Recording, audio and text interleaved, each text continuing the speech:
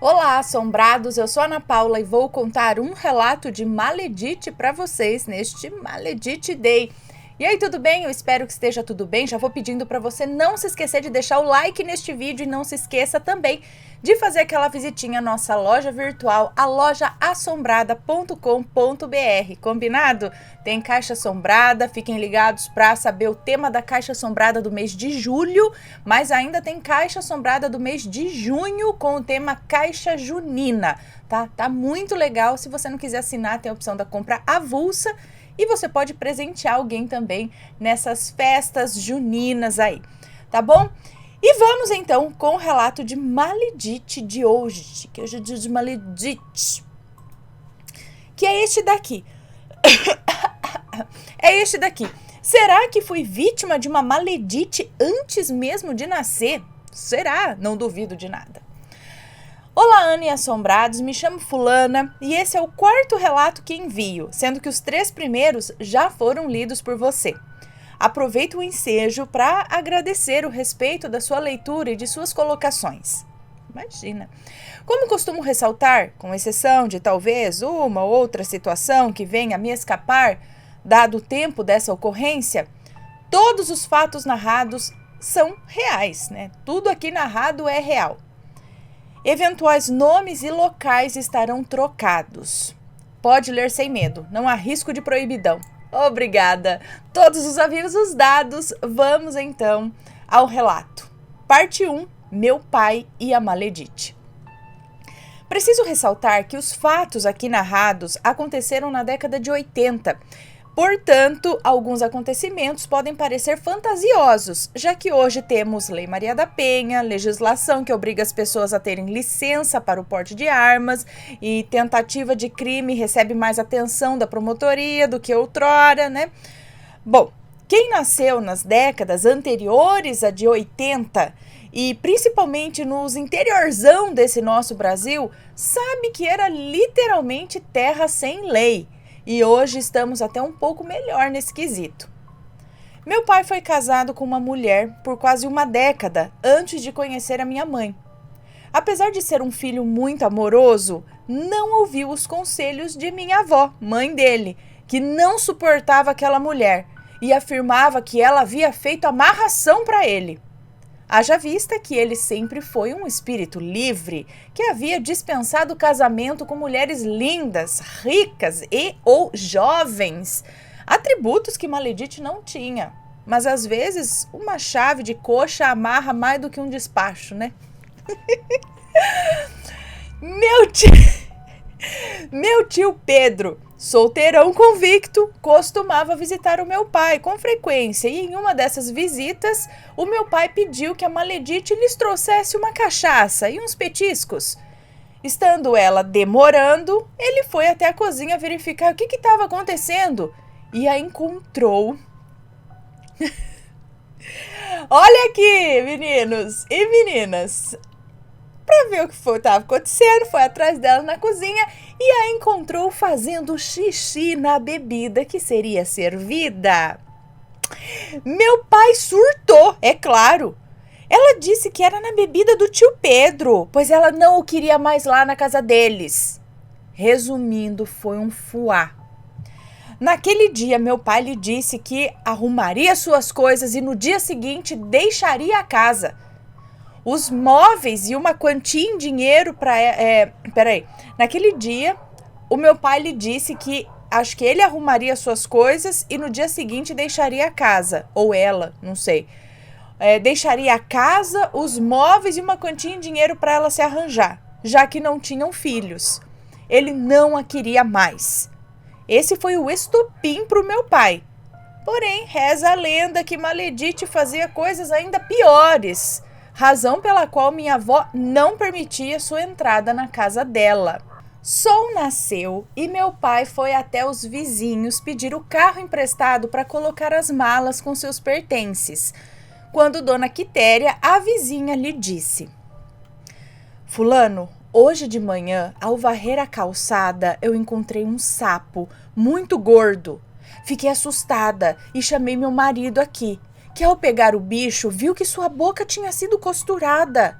Ele abriu a boca do sapo e aqui está o que encontramos. Esse papel com o seu nome completo escrito por 7 vezes. Fulano, a gente sabe com o que a Maledite mexe e deve ter sido ela.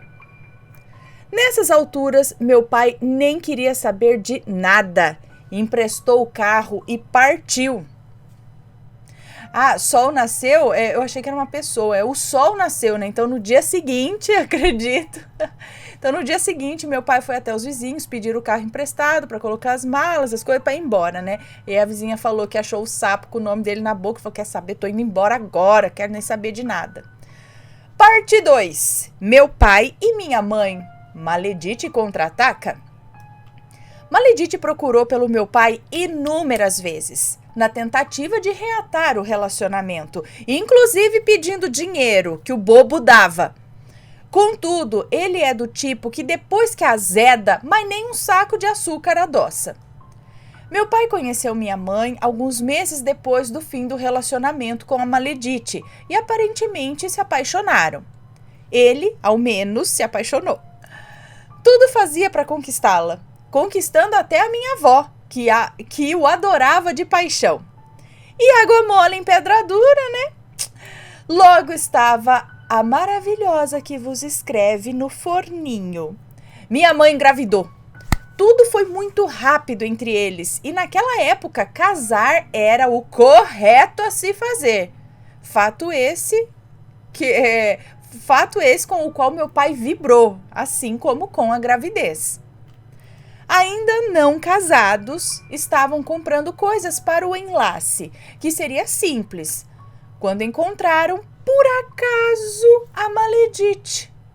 Volto a salientar que a cidade era pequena, com 1 ou 2 praças, uma rua com comércio, enfim, fácil de esbarrar com conhecidos.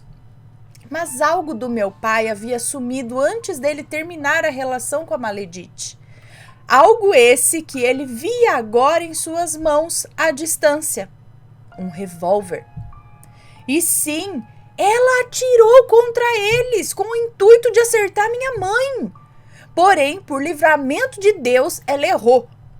Não sei se ela sabia do casamento e da gravidez, mas sei que o meu pai tirou a arma da mão dela e lhe deu um tapa, dizendo para nunca mais chegar perto da minha mãe. Legalmente, nada aconteceu com ela pelo uso da arma de fogo, nem com meu pai por agredi-la. A arma ele vendeu. Parte 3. A gravidez. Em meados do 3º mês de gestação, minha mãe teve uma alergia de pele severa. O médico, naquela época, disse que o corpo dela estava rejeitando o feto, no caso eu. Apesar de não haver incompatibilidade sanguínea e por isso essa reação alérgica tão grave, tratada com injeções por meses. Ela depressiva, conta minha tia que chorava muito. Ela não queria mais se casar. Ainda assim, o casamento aconteceu. E alguns meses depois, o meu pai a levava de bicicleta embora. Sim, só tinha bike como meio de locomoção. E eles caíram. Minha mãe rolou terra abaixo com aquele barrigão. Mas eu estava determinada a reencarnar e certo dia, de certo mês, entrei neste planeta. Parte 4. Minha infância. Nasci saudável, mas no 4º mês de vida precisei de uma transfusão de sangue de emergência. Era uma garotinha linda, gordinha e de poucos sorrisos. Com 1 ano e pouquinho, de um dia para o outro, eu comecei a convulsionar.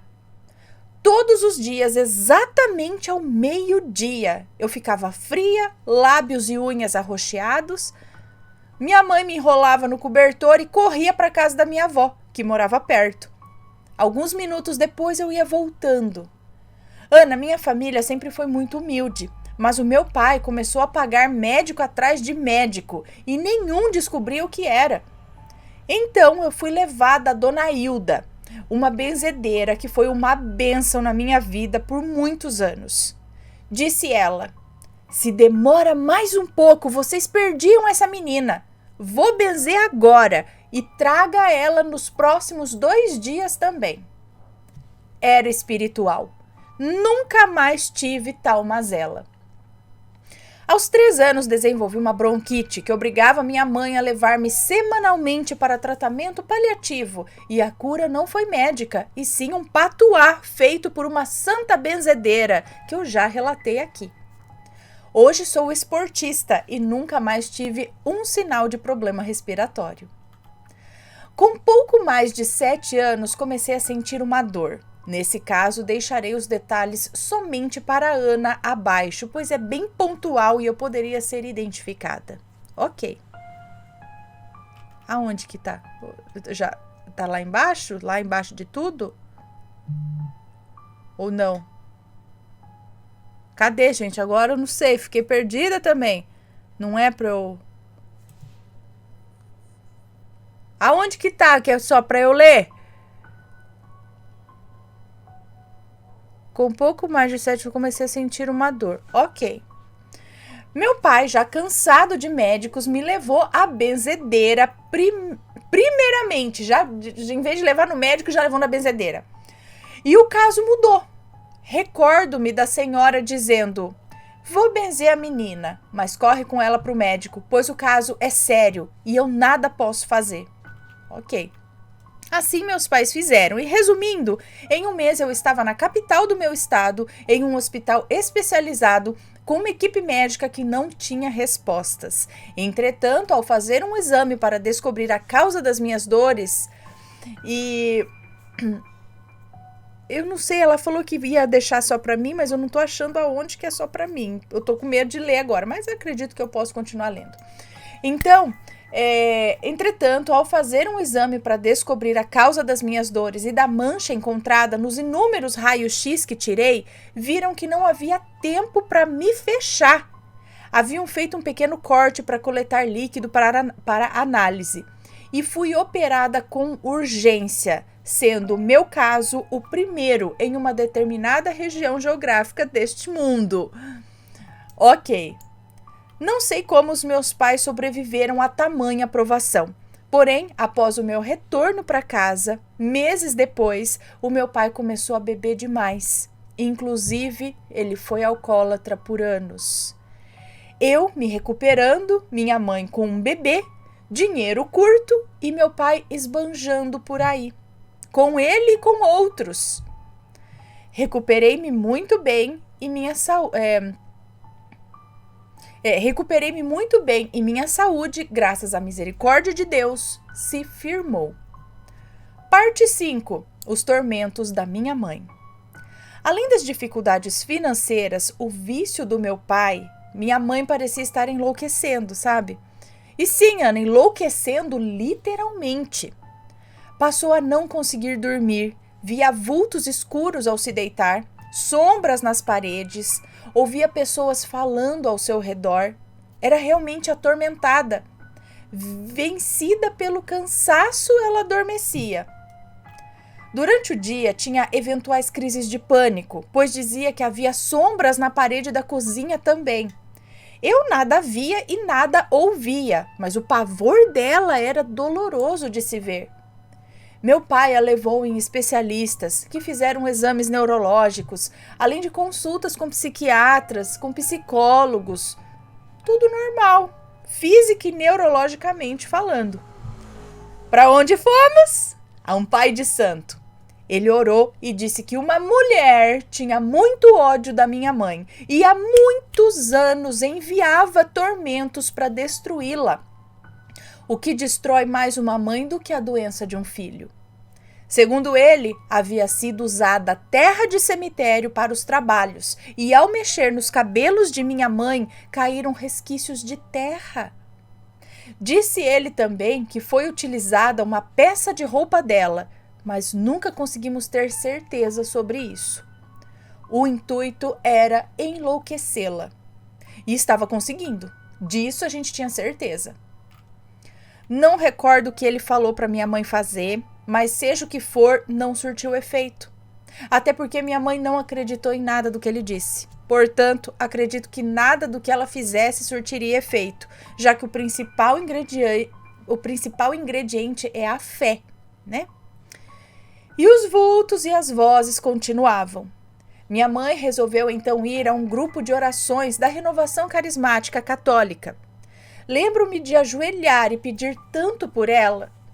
Na segunda ou terceira semana que fomos, um dos intercessores disse que havia uma mulher ali atormentada pelas sombras, pelo mal que lhe foi enviado, e que sua doença não era física, e sim espiritual. Porém, ela estava sendo liberta aquela noite de todas as vozes, vultos e demônios. Eu, criança, com 8 anos de idade, dei um grito na igreja. Mãe, é a senhora! Estão falando para a senhora! Recordo dela me fuzilando com o olhar por causa do escândalo que eu fiz. Entretanto, após esse dia, nunca mais ela viu nem ouviu nada. Realmente, como diz o povo da igreja, tomou a graça para si. Se ela não tomou, eu tomei por ela. Epílogo. Meu pai sempre foi um bom homem, mas o vício causa danos. Foram décadas difíceis para minha mãe e para nós, os filhos.